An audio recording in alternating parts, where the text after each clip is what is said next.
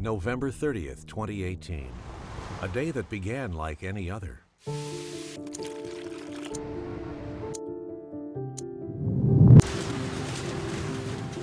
Until the moment You guys, let's get out of here. everything changed. Let's get out of here. You guys, let's get out. Everybody outside. A 7.1 magnitude earthquake jolts South Central, causing panic Man, I gotta get to my son. and devastation. The earthquake damage here was seen around the world. Dramatic video tonight of this morning's earthquake. Followed by months of recovery. When the earthquake hit, our world changed completely. It's the day the earth shook Even the footage doesn't do it justice because the room is literally going side to side and you can feel it. and didn't seem to stop. We have seen probably more than a dozen aftershocks at this point from the initial quake. From dire warnings to lessons learned. Again, if you're in a safe spot, your gas is turned off in your home, there's no immediate threat in your home, even if the power's out, that is still the safest place for you. Now, 5 years later, Alaska's news source revisits the quake's destruction, its impacts, and what you can do to be better prepared for the next one.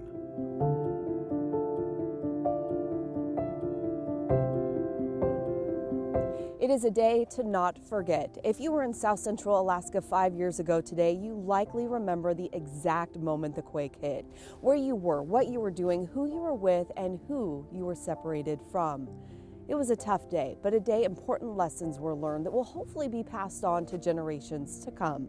Now, over the next 30 minutes, we'll look back at the impacts, to the lessons we learned, how much better prepared we are today, and how much more work needs to be done. It was a quiet Friday morning in South Central Alaska. The sun's still down and fresh snow was on the ground. People just getting the day started when everything changed. Man, I gotta get to my son. The largest quake to hit South Central since 1964. Not a drill this time. Practice became reality for survival. Oh my God. Searching for protection. Seconds feeling like minutes. Drop, cover, hold on, and wait. For some, it was an instinct to run, confusion, fear, and adrenaline all kicking in. It's an earthquake.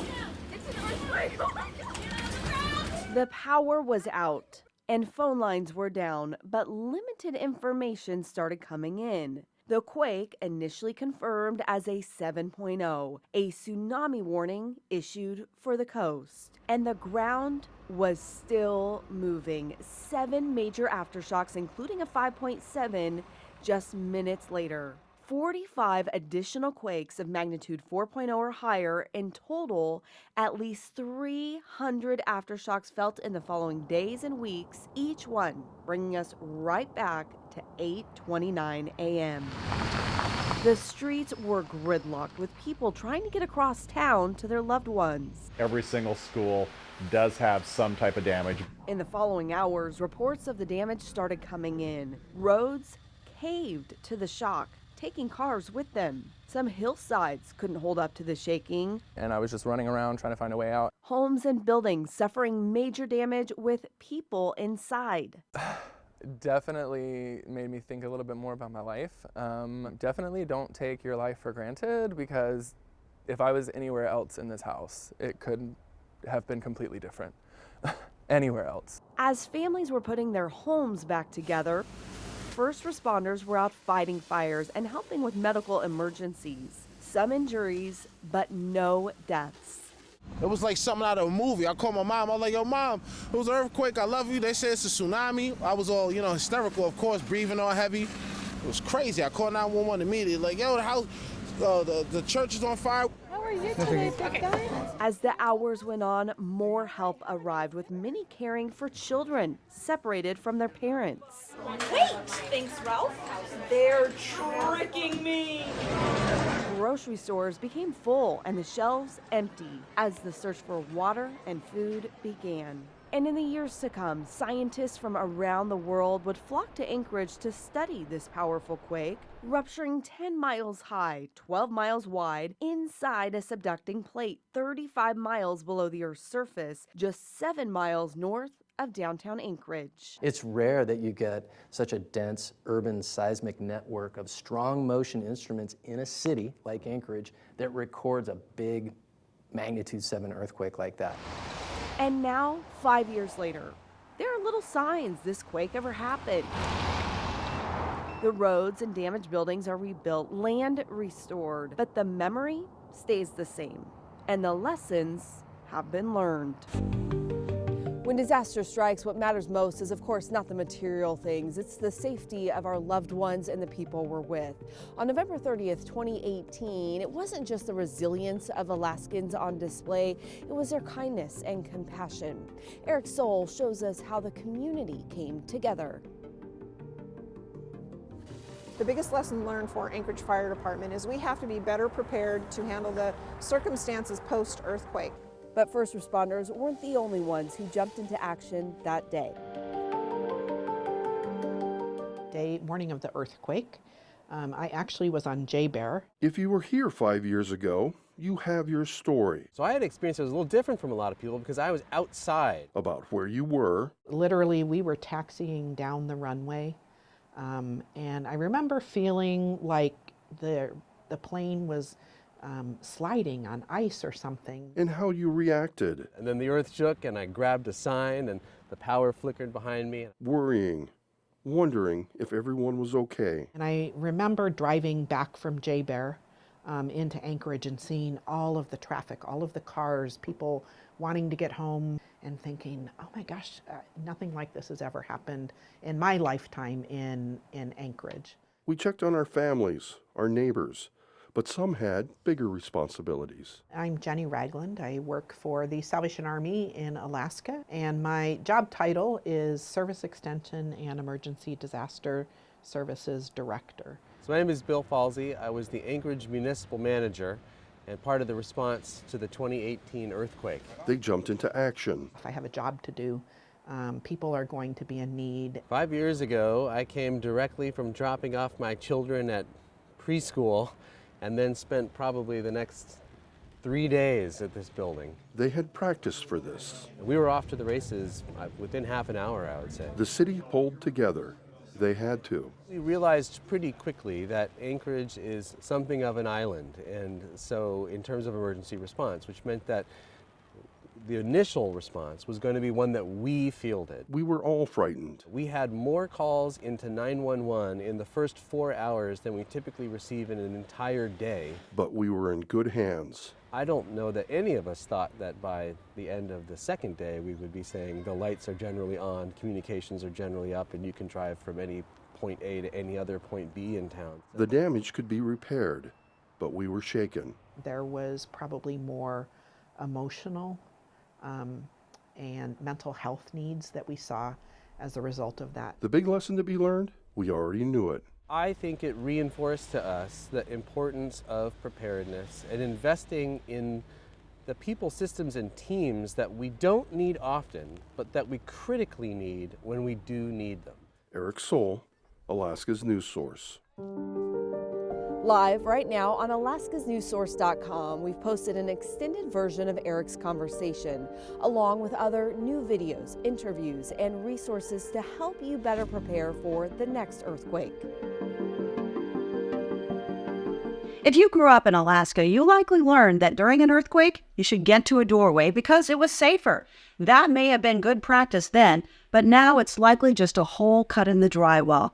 So what should you do in the event of an earthquake? Well, that depends largely on where you are. One fundamental rule, though, wherever you are, stay there. So if the shaking wakes you while you're in bed, the best thing to do is stay there and cover your head with a pillow.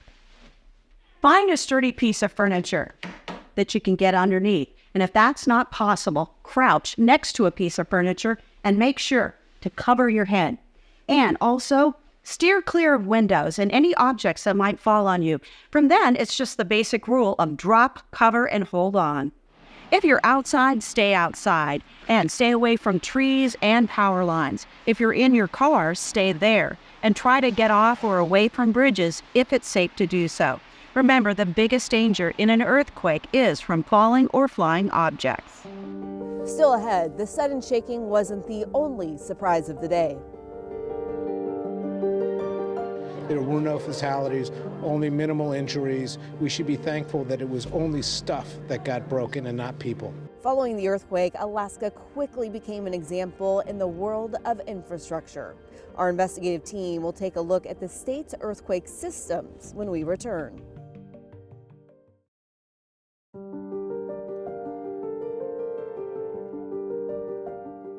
Scary day for Alaskans. The earthquakes in the past, this one was different. This was very, very scary damage that we don't fully understand.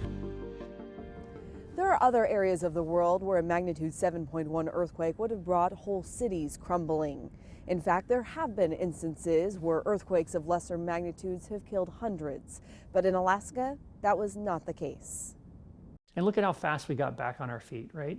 Just a few days, roads were repaired, things were functional, utilities were back online. And when you compare that to a 7.2 or a 7.4 earthquake anywhere else in the world, it's a matter of counting how many people died and how many months or years it's going to take to get back to normal. The damage was bad, but it could have been so much worse. There are, however, still concerns that structural problems exist. Rebecca Palsha investigates where that system is. In the days and the weeks after the earthquake, Alaskans reflected on what worked and what failed. In a city as large as Anchorage, in a state that has an earthquake every 15 minutes, when the big ones happen, we all remember the cracks, the swaying, the cleaning, and the fear of aftershocks. No one wants to experience it again. But did we make any changes to improve safety? Are we in a better place now than we were then? I don't think so, because nothing has really changed in those 5 years. The repairs were made, but as far as improving building codes or inspections, so we were not any safer today than we were 5 years ago? No lessons were learned? If they have been, it's not by changes of code, it's maybe changes of practice of the people. But in one very important way, the Port of Alaska says the quake backed up what it has said all along. There was a lot of concerns about how the corroded wharf piles would respond, and they did exactly what everybody was afraid they were going to do. Not enough to bring the facility out of service, but enough to get our attention for certain that if we didn't think we had evidence that we needed to do a modernization program, which is really replace all the docks, that was certainly validated by that. The Port of Alaska director says there were no seismic standards on the docks when they were originally constructed. And that kind of situation would not be permitted today.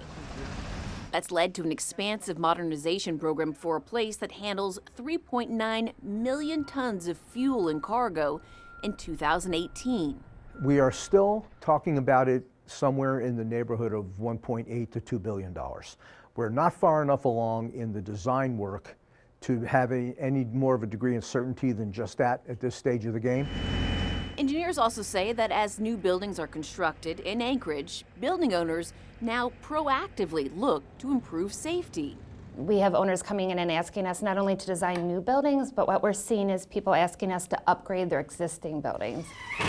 Previous codes were not as strict. We didn't know as much about engineering. We didn't know as much about earthquakes, say 50 years ago. And it's not required for owners to upgrade to make their building more resilient, but they are wanting to. So what we're seeing is more voluntary upgrades of existing buildings. That's the positive side, but remember, upgrades are not required. But what concerns me or keeps me up at night, if you will, is the older buildings that were designed under previous codes, which means they were designed for likely less load, and their detailing is different, which means how exactly the structural members are put together. We just didn't know as much as a community 50 years ago, 40 years ago even. So that's what concerns me the most. What keeps the port director up at night? Worrying about what might happen if an even larger or longer quake occurs before repairs. I couldn't tell you what would be left. here when it was over. I mean, we're that close. So yeah, having to wait till 2028 or so before we have another new cargo dock that has the same structural integrity as the new petroleum cement terminal, yeah, that gives you pause. The Anchorage School District is another group making upgrades. That one actually fell and hit the locker. That need became clear after the quake when there were huge problems like this. ASD says since the quake, it's assessing all of its 92 buildings, which include more than 4,000 classroom spaces. And so they're a client that has said, you know, we don't have to upgrade our buildings, but we have buildings from the 60s, 70s, 80s, and we know we can do better, frankly, for the kids and the people in the building. Yeah. So they've chosen to do it. But is it a choice others can afford to make? One day, we may find out. We all have the best intentions. How many of us after that 7.1 earthquake said, I'm going to build an emergency kit? But did you? Really? I get it. It can be overwhelming and a little bit intimidating. But keep this phrase in mind: good, better, best. It doesn't have to be perfect, but let's get some basics going. We're going to start with water. You need 1 gallon per person per day. You can use tap water, just replace it every 6 months. For food, you don't need fancy freeze-dried food. Put the stuff that you like in your kit. Also, remember your pantry is a good source for backup food supplies.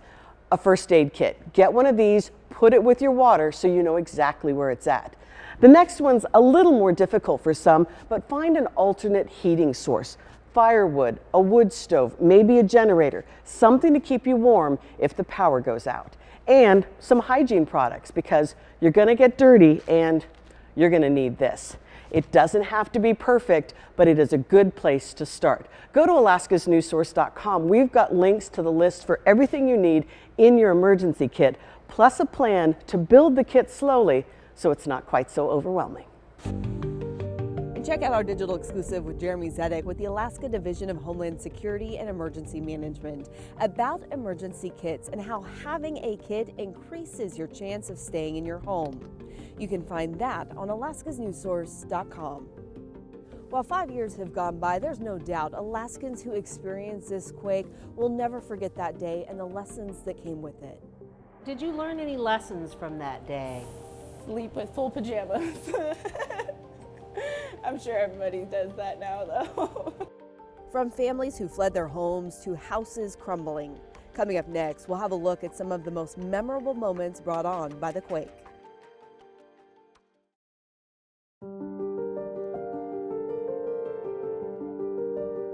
Sitting down at the table and we're just coloring, and all of a sudden I started hearing a noise before I felt a shaking. And a family frightened for their life, reuniting in a tight embrace. It was video that went viral in the weeks and months following the 2018 earthquake. So many of us have stories about where we were and what we were doing when the earthquake struck. And there was a lot of video that circulated from that day, but some stands out more than others. Lauren Maxwell looks back to 2 of the most memorable moments. Some people ran as the walls around them shook. scary, my adrenaline was pumping. I was terrified because I thought that the house was going to collapse on me. So I just started sprinting. The November 30th earthquake did much more than break apart roads and crack house foundations. It fractured our sense of security. It was definitely scary, not knowing what to do. Tony Skilja and his wife Jennifer. The only thought in my head was to get to Sophia and Tony and just get downstairs if you can. Are the young couple in this home security video grabbing their daughter Sophia and escaping their home barefoot in the snow. Imagine the relief that came with that hug. Right when I got out the door and I was with Tony and Sophia, I was just crying. From crying to laughing. My very first thought at that point was, oh, phew, good, it's just an earthquake. Homer resident Tomasz Szelczynski and a friend were on the Minnesota off-ramp heading to the airport when the road started crumbling around them. And then, I realized how bad it was, and oh, it's really an earthquake. 5 years later, it's a great story, but at the time... Yeah, it was a little scary. if his car had been thrown just a little further to the right. Yeah, the way that was positioned, if I had gone off like on that side, we probably wouldn't have made it.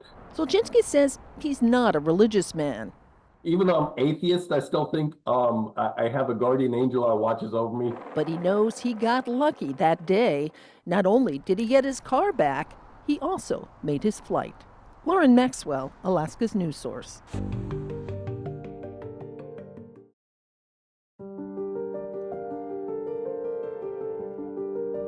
On November 30th, 2018, many of our phones, TVs, and radios sounded an alarm warning of a potential tsunami.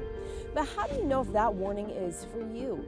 I sat down with Dave Snyder with the National Tsunami Warning Center to find out why that warning was issued and what we should do next time.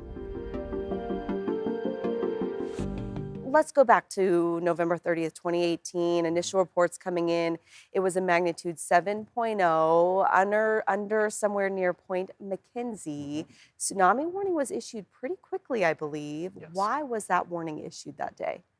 The main threat for that, as we knew it, was that there was violent ground shaking that may have moved water. What we weren't sure about at that point was, could there be a landslide in Cook Inlet under the water that would disrupt enough water to move that up into population centers that would create a tsunami? Okay, now since that day, more research has been done for that Upper Cook Inlet to know how water will move and respond to a large Pacific earthquake. How has that research changed what we know about Anchorage's tsunami risks today?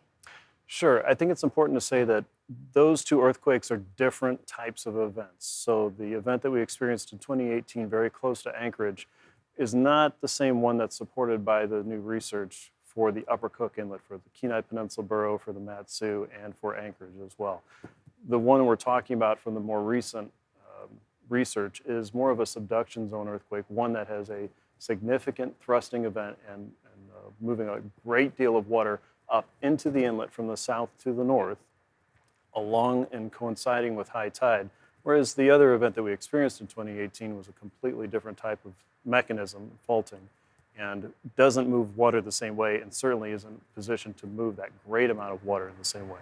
Now, should we get a repeat event, whether it's the 7.0 scenario like what we saw in 2018 or something closer to like what we saw in 1964, you have your phone and it starts blowing up and everyone kind of, your heart stops and you, you know, get nervous. What does this mean? I have a tsunami warning.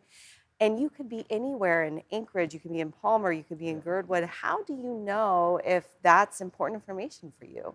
If you can look over your shoulder and see that you're close to the ocean water, that's a really good sign that you need to move to high ground if you get that a warning. What I would say to everybody is, if you get a tsunami warning in your location, the first thing to do is treat it like it's for you. Act like it is for you, being sent to you on purpose. Move out of the way, move to high ground. 100 feet up, 1 mile in is always a good rule of thumb. Get away from the water. Then get more information. Places that I'd worry about here in Anchorage would be the Tony Knowles Coastal Trail, right? If I'm down there next to the water, can see the water, and you get a tsunami alert, take that seriously, move to high ground. But places that you don't have to worry about. You know, if you're shopping at the mall, if you're downtown, you know, on 4th or 5th Avenue, you know, Kincaid Park, most of those hills and those trails are okay. But if you're down next to the water, that's not okay. And same goes for Mat-Su and the Kenai Peninsula. There's a lot of low spots there. The hay flats are some of those that we drive across every single day. Places down toward Girdwood. There could be some inundation zones there that you know, we need to pay better attention to now. Now, for our Pacific coastal communities, places like Seward, Homer, Kodiak, they not only have seen real-life examples of large tsunamis impacting their communities, but they get those regular warning tests that they do weekly and monthly. They sort of prepare for this. They have the drills. But they also get the real-life drills, so to speak, where maybe they have to evacuate, but they never see any waves. What would you say to those people in those communities that go, come on, these are all false alarms. When are we ever going to see a real tsunami? Do I really need to evacuate every time? What we do know is that all of those events have produced a tsunami. They have not been large, impactful tsunamis that have damaged communities and coastlines, but they have been enough to measure on official sensors, and we don't do a good job of finishing that story and telling you, hey, Melissa, guess what? There actually was a tsunami with that, and here's the information. Tell everybody you know. And I think if we did that and more effectively, people would understand that there was a reason that we woke you up at 2 o'clock in the morning, and we weren't kidding. All right, good information. I think it's important for us to remember what we learned in 2018, so we're hopefully prepared next time. It's not so much of a shock, and we all come out from this real danger that we have here in Alaska together safely. Yes, definitely. And yeah, if I would say anything else, it would just be that it's important to practice the plan, right? Talk about what you're going to do with your family tonight. Just discuss what that plan is, where you're going to meet, how you're going to reconnect, because in a large eventful earthquake, our communication systems are going to be struggling. We all remember that from 2018. Yeah. And having a way around that and a better plan because you experienced that is the next first step. If you're a podcast listener, you can listen to the full interview with Dave Snyder on our Alaska's News Source podcast. Just point your phone at the QR code on the screen and it will take you to the Alaska's News Source podcast page. You can download, like, and subscribe wherever you listen to podcasts. And you can head to our website, alaskasnewssource.com, to find the tsunami inundation maps for your area and to view our full tsunami series we did earlier this year, The Risk Defined. As we conclude this special presentation from Alaska's News Source, we hope you take the time to prepare and plan for future earthquakes and tsunamis. For the entire team, I'm Chief Meteorologist Melissa Fry. Thank you for watching.